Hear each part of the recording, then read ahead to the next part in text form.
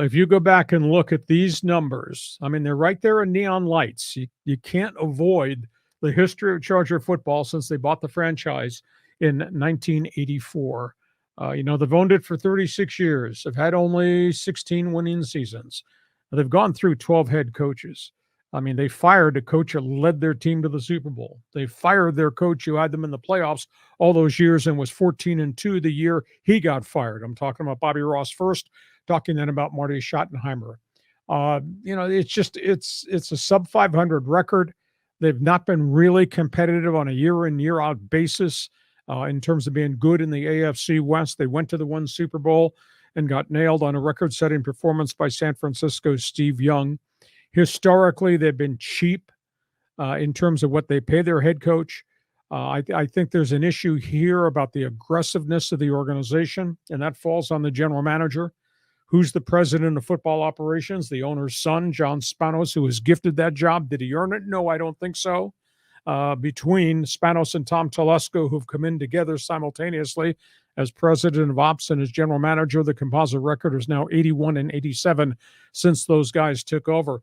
So I think there's a history here of what kind of owner is this? This owner and his people, led by his son, hired Mike McCoy, fired Mike McCoy, hired Anthony Lynn, fired Anthony Lynn, now have hired Brandon Staley. They fired those two coaches I alluded to. They fired a Hall of Fame general manager in Bobby Beathard. So please explain to me the track record of Dean Spanos and his first family of football. Yeah, I mean, it's not attractive. And it's interesting how some franchises have such stellar leadership, consistency over a long period of time, but the Chargers are just so erratic. They've been cursed for so long.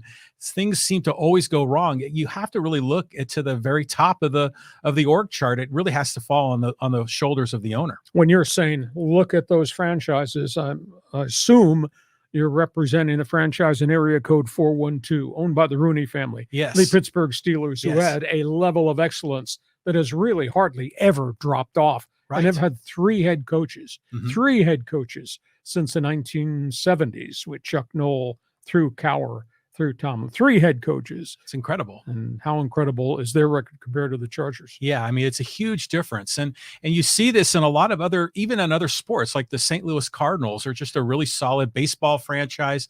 And you look at around the league, across a lot of professional teams, the Chargers in many ways are sort of laughable in the eyes of some of the fans out there. They always seem to find a way to snatch defeat from the jaws of victory. Absolutely amazing. They're not the only team in Los